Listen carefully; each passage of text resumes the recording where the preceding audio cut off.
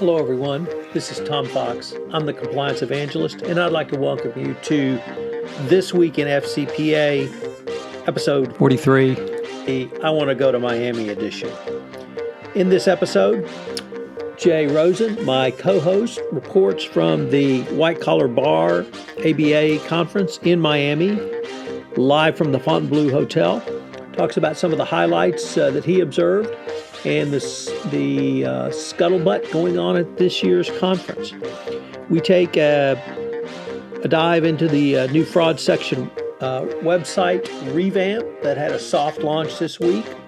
We talk about the New Yorker article by Adam Davidson called Donald Trump's Worst Deal. It's really a very interesting and timely and topical article about the Trump organization with potential FCPA violations and even sanctions violations. We discussed the launch of the International Association of Independent Certified Monitors new website and what they are trying to bring to the table, and really in conjunction with Jay's new job at Affiliated Monitors.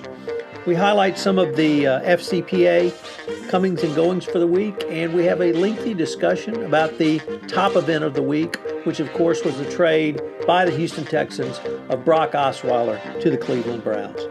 Jay previews his weekend report. The episode comes in at around 25 minutes. This is Tom Fox. I'd like to thank you very much for listening to This Week in FCPA for the week ending March 10, 2017. Hello, everyone. This is Tom Fox back for another episode of This Week in FCPA with my colleague Jay Rosen. This is the I Want to Go to Miami edition. Jay, tell us why it's the I Want to Go to Miami edition. Well, we just finished off a 3-day conference here, the ABA, American Bar Association White Collar Crime Conference. And this conference is in its 31st year. It alternates between 3 locations. Last year we were in San Diego. This year we are back in it in Miami. And the third alternative location is New Orleans. That comes up every once in a while. I would say the conference is a good check-in. We've got some folks here from the government, some former folks from the government like Leslie Caldwell. And as some of the events that we go to, this is a very social event, so it's really a great opportunity for people from the White Collar Crime Bar to catch up, find out what's happening in each of their regions, and come together. So we have a couple more hours this morning, and then the conference officially wraps up at noontime. So, Jay, from your perspective, what has been for you some of the highlights of the conference, and then if there are highlights that are really more general to the compliance community, maybe you could touch on those as well. Sure. I think the thing that's always great here is that they usually have a very dynamic keynote speaker. Last year, we had Sally Yates, and she was coming off a lot of publicity with the Yates memo. So it was really nice during the luncheon last year that there was a sit-down interview with her, and then it really gave folks an opportunity to, go to the horse's mouth, so to speak, and ask her about the Yates memo. This year's keynote speaker was a gentleman named Neil Eggleston, who was the top chief White House counsel under President Obama. And he just had a really fascinating look into what was happening at the White House, and especially looking at the president's plan to really I'm not sure if it was, I guess the way there was a clemency program that President Obama really tried to make it his bailiwick. And he spoke about coming down to the last final days of the administration and how the president was really diligently working through a lot of these cases and, trying to get some of the past wrongs right. And one of the things that he said that was very moving was some of the folks whose sessions were commuted were in the West Wing, and they were meeting with Neil and one of his colleagues, and then all of a sudden the president popped into the room. And they chatted for a few minutes, and then they walked to a local DC restaurant, and he had dinner with some of these folks who had just had their sentences commuted and really getting a second chance on life. And I think one of the themes that he had is that the president was really committed to what he did. He was a very hardworking man. He would go through volumes and volumes of information and dossiers, and he was working right up until the end of things. And the other thing that I thought was kind of interesting was he talked about the mood in the White House after the Democrats lost the election this past November. And he referred to former President Obama as the chief consolation officer, and how he was really, trying to keep everyone's spirits up in the White House and to keep people on point and to keep people on task. So, it was a fascinating look from the inside, and he really humanized somebody who, unfortunately, in the polarized world of the news, quite often gets demonized. So I thought that was a special look, and that's really the type of folks that they get here at the White Collar Crime Conference. So Jay, of course the conference is an American Bar Association, and that means it's going to be populated almost exclusively by lawyers. Do you get any sense of a difference in approach to compliance at a conference such as the ABA White Collar Crime Conference vis-a-vis either the SCCE, Compliance and Ethics Institute, or Compliance Week, or another such conference which really focuses on compliance, the profession, as opposed to compliance from a legal perspective? Well, I think the thing that was on everyone's mind, and we've got a podcast that's coming out next week on everything compliance, and they really did find the new guidance that was released and uncovered by Matt Kelly a couple weeks ago. People really seem to be aware now, and I think we talk about it in the podcast, that there really is no excuse for not knowing the questions that are going to be asked by the DOJ if you get called up in front. So I think this is a general awareness now that seems to be cutting across all the different conferences, that people seem to be happy with the bright lines that the DOJ seem to be providing. And I think that they are in kind counseling their clients and their colleagues about this is what it takes. So I know there was an article this week that Donna Bohm wrote about, how WAICHON is really kind of institutionalized and now formalized. I believe it's Compliance 2.0. So I think they were probably speaking about it in their own terms about how it would affect their white collar practice, but everyone was now talking about the guidance being out there. So I think it's really serving its purpose, and it's educating. And now the question is, does the message trickle up to the board? And, how do people start, actualizing it into their, day-to-day things and baking it into their processes and procedures? Operationalize may become my new mantra. So say that fast 3 times in front of your daughters and see what happens. So in terms of vendors and do they have a room for vendors and displays like we would see at a typical compliance conference?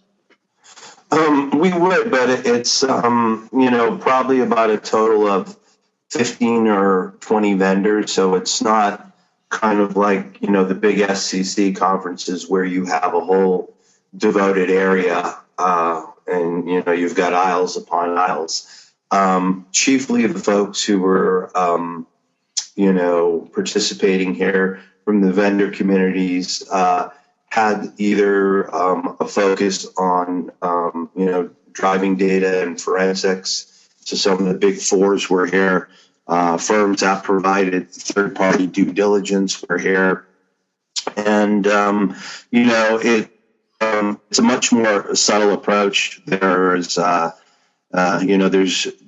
spinning wheel to win an iPod or anything like that, but it's pretty much more information driven. Is really, I find it's an opportunity to catch up with clients. You've got a lot of people in one venue, so there's just people that you meet, walking down the hall and catching up with folks. And then, like I said, the majority of the connections happen in the networking events, which are pretty heavy on both Wednesday and Thursday night. So here being in Miami, at one point last night, we were on a nice little cruise ship that was docked right across from the hotel, and they had a little jazz combo, and we were enjoying the Rat Pack style. And here in the Fontainebleau, they have this very interesting hallway that's all dedicated to Frank Sinatra and the Rat Pack. So they have all these photos of him being here at the hotel in the swinging 50s and the 60s. So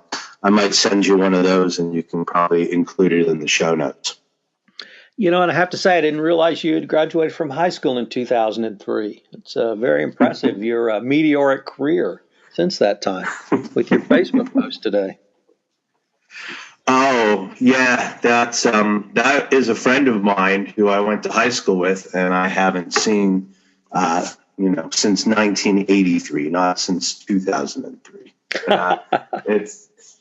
It's kind of fun to go right back to those days and those people. So I think that you also take advantage, as we travel and we go around to connect with our different colleagues. I always try to find somebody in the city where I am, and I know you've often hooked up with some of your law school friends. So I think that's one of the social benefits we get out of all the conferencing we do. So, Jay, we had a couple of, actually more than a couple, but we had a few FCPA-related events that I wanted to highlight this week. We had a Mexican citizen jailed for FCPA conspiracy, a Texas-based sales agent jailed. And I think really tying into Miami, or with a Miami tie, we had a former director of the telecom case, the telecom company in the Haitian telco case, was finally arrested. He'd been a fugitive from justice for several years, and this is a case that gave us Esquenazi. So he will probably join Messrs. Esquenazi and Rodriguez in jail. They got the longest FCPA-related sentences ever. So he will probably be looking at a fairly long stay in Club Fed. Down in Panama, the Panama Papers is really not FCA directly related, but it's certainly corruption related. The Mossack Fonseca, two of the three founding partners, were arrested this week for money laundering and other crimes related to their work with that law firm, and payment of bribes and funneling bribes, all with information that came out from Lavalato, Operation Car Wash, and the Odebrecht settlement. So that fallout continues. We had a not FCPA case, but a huge sanctions case. And when I say huge, we're talking $892 million sanction against a Chinese corporation, ZTE Corporation, for selling into Iran and North Korea in violation of U.S. sanctions. So very aggressive enforcement early on in the Trump administration. We also had the Trump administration arguing very strenuously for a position taken by the Obama administration on the expansion of, or at least the logical extension of the FCPA to include foreign persons who were involved in FCPA conspiracies, and that argument was made in the Second Circuit. So for those who were concerned that the Justice Department would completely scuttle FCPA and sanctions/corruption investigations, the early indications are that I think this Justice Department will continue to proceed forward. one thing I'd like to highlight is, much as we had with the very soft launch of the evaluation of corporate compliance programs, we had an equally soft launch of the fraud section website revamp on the Department of Justice website. The FCPA unit is a part of the fraud section, so it's just an excellent resource for the compliance practitioner going forward, and it's got several. It's not a lot of new information, but it aggregates and compiles all of the fraud section information into one website. So there's healthcare fraud, which is a section, securities and financial fraud, and of course the FCPA unit. There's also a strategy, policy, and training section, which I was not aware of. If you go to that tab, that's where you'll find the evaluation, and also speeches and speeches and talks given by the Department of Justice, which really led to, I think, foreshadowed the evolution as we have seen in the evaluation. For the first time, though, we do see the fraud section leadership and email addresses for fraud section leadership. So I would encourage, I'm going to link to it in the show notes, but it's really a wonderful resource. Not related directly to the FCPA, but one of the things that I think you at least investigated while you were at the conference in Miami was the launch of the kind of public launch of the International Association of Independent Certified Monitors, IAICM, which is a group founded by Amy McDougall and John Hanson to bring professionalism to the monitor profession. Class, I should say. I think many people have wondered how monitors are selected. There's often the fear that it's really just the old boys in terms of old DOJ network. And John and Amy have really worked to bring a lot of transparency to the monitor process, to the monitor selection process, to the work monitors do. And I will link to that in the show notes. But if your company is going through any of that, it's a great resource. It certainly ties into some of the things that you've already started talking about in your new role at Affiliated Monitors, and I'm hopeful that the IAICM and your outreach work are really going to help people understand that a monitor is not something there as a last resort. A monitor can be a very proactive tool that a company can use to help kick the tires, to help test, to do risk assessments, and a wide variety of tools, a wide variety of services a monitor, a really professional monitor can bring to an organization to help it do business, not only in compliance, but more efficiently. And then finally, last Monday, the New Yorker released an explosively important piece on the Donald Trump organization and a hotel deal they did in Azerbaijan.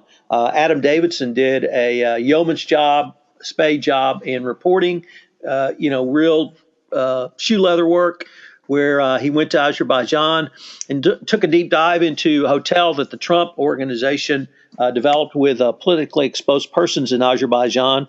He asked lots of questions relevant to FCPA, basically around the due diligence that was done and those types of questions. He also took a look at the source of the funding of the company created by the politically exposed persons, the family of the Minister of Transportation in Azerbaijan, and concluded that there may be funds in that company which came from the Iranian Revolutionary Guard. So there's a sanctions issue he raises as well. I'll link to that. It's will be in the print copy of the New Yorker, which is comes out this week, and I typically get it on a Monday or so, or Tuesday, but it's available online. It's called Donald Trump's Worst Deal. So a lot of really interesting and different things this week that give us the opportunity to lead into the most important story of the week. And the Houston Chronicle broke this morning that the Houston Texans have traded Brock Osweiler. Yes, our $77 million quarterback is gone, and he's gone to, wait for it, the Cleveland Browns. Now, if that is not just sending you to the barren landscape of not Miami, I don't know what is. When I say trade, I use that in a fairly loose technical term because in addition to offloading Mr. Osweiler and his contract, they traded a fourth-round pick to the Browns, and they got back in return a sixth-round pick. So I guess one man's trade is another man's paying somebody to take away a player, or as Branch Rickey might say, addition by subtraction. So what are your thoughts on the Brockster? I think Christmas came very early in Houston this year, so they must be dancing in the inner sanctums of Reliance Stadium. It always fascinates me when a team can just sweep that much dead money off the books. A couple years ago, if you remember, the LA Dodgers did a big favor for the Red Sox and took I think about $250 million of salary off our hands. So there's got to be a reason for doing that, but I know that you've had your frustrations with the Brockster. That the question is now is Jerry Jones is trying to hold out for maybe a fourth-round pick for Romo instead of letting him go free agent. Do you think he goes cross state into Houston, or do you think they go another way? So the reporting up to kind of late last night and this morning really indicated that he Romo was looking at two options. One was the Texans, and one was the Denver Broncos. I think Jerry Jones, although he is probably reluctant to trade Romo in state, he's less reluctant, or he would be more reluctant to let him go to an NFC team and have to see him once or twice a season, even before the playoffs. Certainly, if he went to an AFC team, he might see him once every 3 years, and he might see him in the Super Bowl, but that's it. So even if he does, or the Houston does have to give a fourth, I think the preference would be to pick him up in free agency. But if they have to give a fourth, it's probably worth that bet for 1 year, recognizing that 1 year could be one preseason game and one hit. He's only had his back broken twice. So, but I guess my greater concern about the Texans is they lost two starting defensive backs in free agency yesterday.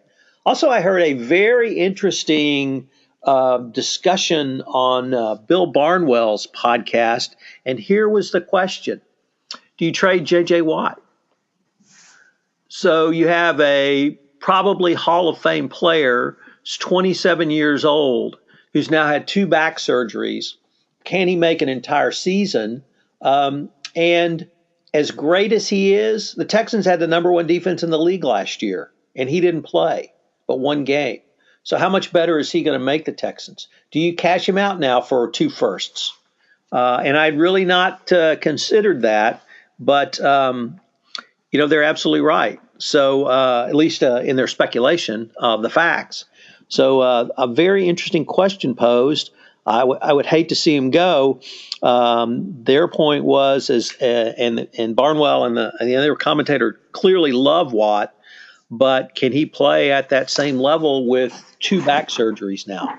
And of course, no one knows the answer to that till he gets on the field and plays. So it's going to be interesting for the Texans.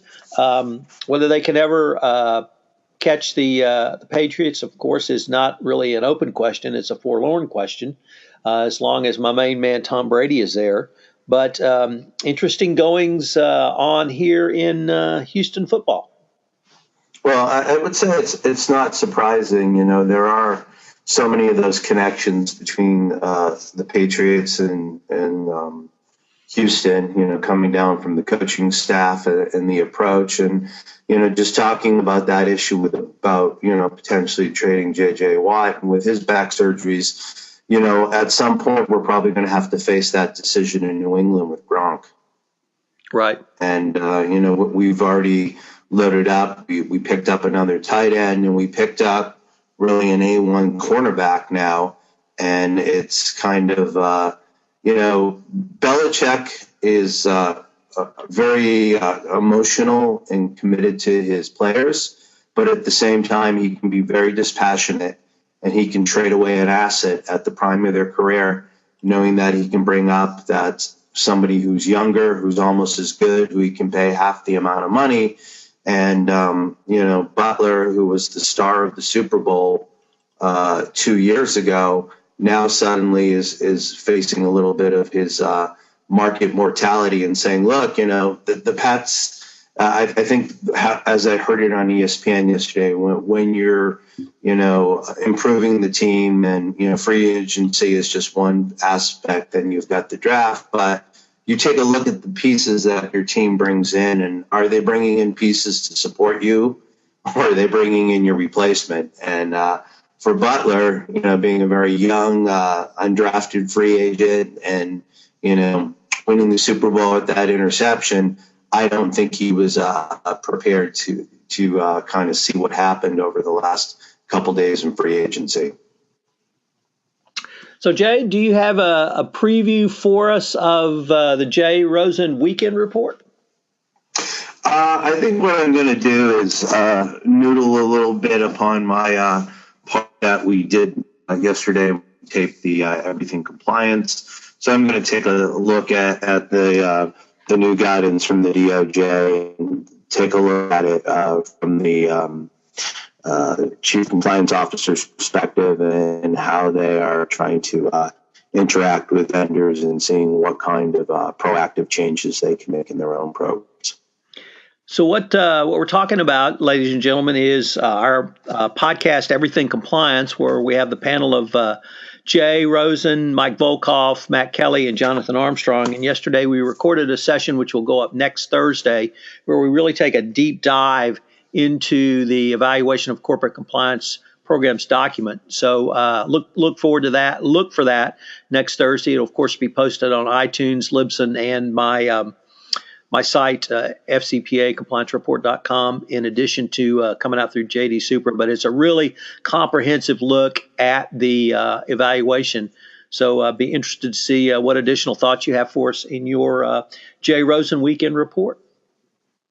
And any travel on the horizon for you, Tom? So I am going to New York on March 20th to speak at the second annual Third-Party Risk Management and Oversight Conference, co-sponsored by the Financial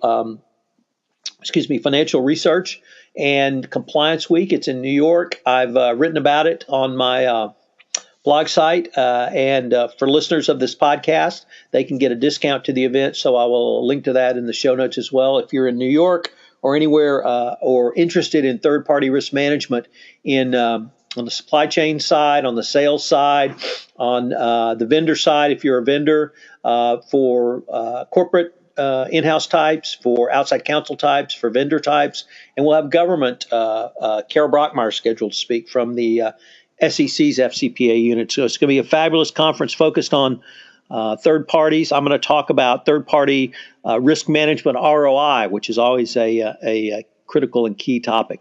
So that's my next speaking gig, and that, I think, wraps us up at the top of the hour, Jay. So do you want to take us home? Sure. So just a thank you to everyone who joins us each week. It's always fun to speak about what's going on in the FCPA community. And for the week ending March 10th, we'd like to thank you for listening and joining us as we spoke about the week in FCPA that was.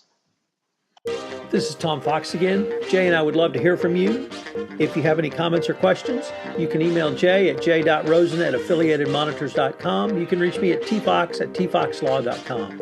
If you have listened to this podcast on iTunes, I would greatly appreciate it if you would rate us, as it would help our rankings and help us spread the word about This Week in FCPA, the only FCPA podcast which wraps up the week's events. This is Tom Fox. Thank you very much for listening, and I hope you'll join us next week for another episode of This Week in FCPA.